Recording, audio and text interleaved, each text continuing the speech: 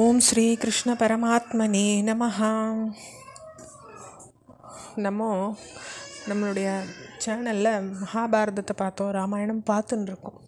இதில் மகாபாரதத்தினுடைய தத்துவார்த்தமாக அடங்கியிருக்கிற பகவத்கீதையை நம்ம சுருக்கமாக பார்த்தோம். அதாவது அதனுடைய ஸ்லோகங்கள்லாம் பார்க்காத அதனுடைய தத்துவார்த்தத்தை மட்டும் பார்த்தோம் மகாபாரதத்தில். இப்போ அதனுடைய ஸ்லோகங்கள் ஒவ்வொன்றையும் சொல்லி விரிவாக்க ஆரம்பிக்கலான்னு ஒரு ஆசை இன்றைக்கி ஆரம்பிக்கிறேன். இந்து தர்மத்தினுடைய வசதியான தத்துவங்களை உள்ளடக்கினதாக இருக்கிறது உபநிஷதங்கள். அவைய வேதாந்தம் அப்படின்னும் நம்ம அழைக்கிறோம்.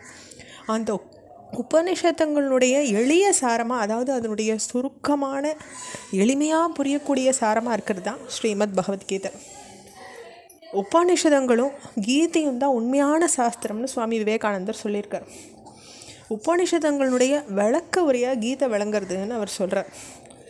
அப்போ வேதங்களுக்கு அதிகாரபூர்வமான ஒரே விளக்கத்தை, வேதத்தை ஊக்குவித்தவரான ஸ்ரீ கிருஷ்ண பகவானே எல்லா காலத்துக்கும் முடிஞ்ச முடிவாக கீதையை அருளியிருக்கார். அதாவது இந்த காலத்துக்கு இது பொருந்தும், அடுத்த காலத்துக்கு பொருந்தாதுன்னு இல்லாத எல்லா காலத்துக்கும் பொருந்தக்கூடியதை அந்த கிருஷ்ண பரமாத்மாவே நம்மளுக்கு சொல்லியிருக்கார். எந்த தொழில் செய்கிறவாளாக இருந்தாலும் எல்லாருக்கும் உபநிஷதங்கள் பொதுவானவன்னு சொல்லப்பட்டிருக்கு. கீதையை விட ஒரு சிறந்த வேதங்களுக்கு இதுவரை எழுதப்படவும் இல்லை. இனி யாராலையும் சுவாமியை விட அழகாக எழுதிடவும் முடியாது. அந்த கீதையை இப்போ நம்ம மெல்ல ஒரு ஸ்லோகமாக நம்ம பார்க்கலாம்.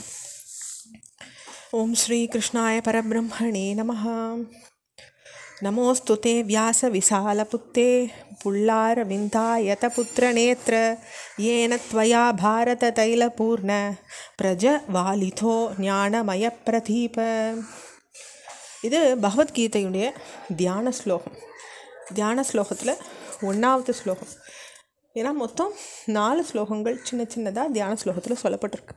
இந்த 1வது ஸ்லோகம் என்ன சொல்கிறதுன்னா, விசால புத்தே, விசாலமான புத்தியை உடையவரும், புல்லார விந்தாயத பத்ர நேத்திர, மலர்ந்த தாமரை இதழ் போன்ற பரந்த கண்களை உடையவருமான வியாசரே, உமக்கு நமஸ்காரம்.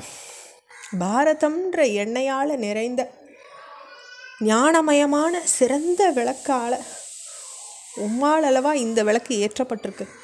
இந்த ஜுவாலையான பாரதம் எரியறதுன்னா அது உம்மால தான் அப்படின்னுட்டு வியாசரை அழைக்கிறாங்க இந்த தியான ஸ்லோகத்தில். அடுத்த ஸ்லோகம்.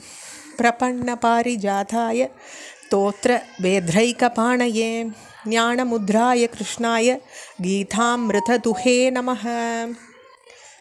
பிரபன்ன பாரிஜாதாய, சரணடைஞ்சவாளுக்கு விரும்பியதை அளிக்கிற பாரிஜாத விரக்ஷமாக இருக்கக்கூடியதும், ஒரு கையில் சாட்டை ஏந்தியவனாகவும், ஞான முத்ராய, ஞான முத்திரையை காட்டுறவனாகவும், கீதாமிருதுஹே, கீதைன்ற அமுதத்தை சொன்னவனாகவும் விளங்குற கிருஷ்ணனுக்கு என்னுடைய நமஸ்காரம்னு இந்த ஸ்லோகத்தில் சொல்கிறேன்.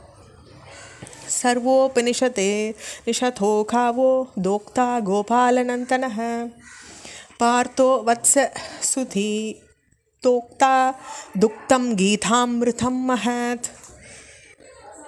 இதில் அடுத்த ஸ்லோகத்தில் எல்லா உபனிஷதங்களுக்கும் பசுக்கள் இடையர் பிள்ளையனான கிருஷ்ணன் பால் கறக்கிறவராக இருக்கார். அந்த அர்ஜுனன் தான் கண்ணுக்குட்டியாக இருக்கார். அந்த கறந்த பால் 2 பேரும் சேர்ந்து கொண்டு வந்த அந்த கறந்த பால் தான் அந்த கீதாமிருதம்ன்ற கீதைன்ற அமுதம். அந்த அருந்திரவன், அந்த சுதி இருக்கானே, அந்த அருந்திரவன் அவன் நல்ல புத்திமானாக இருக்கான்னு அந்த ஸ்லோகம் சொல்கிறது. அப்போ இந்த கீதாமிருதம் மகத், இந்த மகோன்னதமான கீதைன்ற அமிர்தத்தை நம்ம சுவைக்கலாம்னு சொல்கிறார். அடுத்த ஸ்லோகம். வசுதேவ சுதம் தேவம் கம்ச சாணூரமர்தனம் தேவகீ பரமானந்தம் கிருஷ்ணம் வந்தே ஜெகத்குரும். வசுதேவ புத்திரனுமா கம்ச சாணூரனை வதம் பண்ணினவனாவும், தேவகிக்கு பரமானந்தத்தை அளித்தவனும், ஜகத்துக்கே, அதாவது இந்த உலகத்துக்கே குருவானவனும் தெய்வமுமான அந்த கிருஷ்ணனை நான் வணங்குறேன் அப்படின்னு சொல்கிறது இந்த ஸ்லோகம். இதோட கீதையினுடைய தியான ஸ்லோகம் முற்று பெறுது. நம்ம அடுத்த தொடக்கத்தை நம்ம அடுத்த பகுதியில் பார்க்கலாம். ஓம் ஸ்ரீ கிருஷ்ண பரபிரம்மணே நமஹ.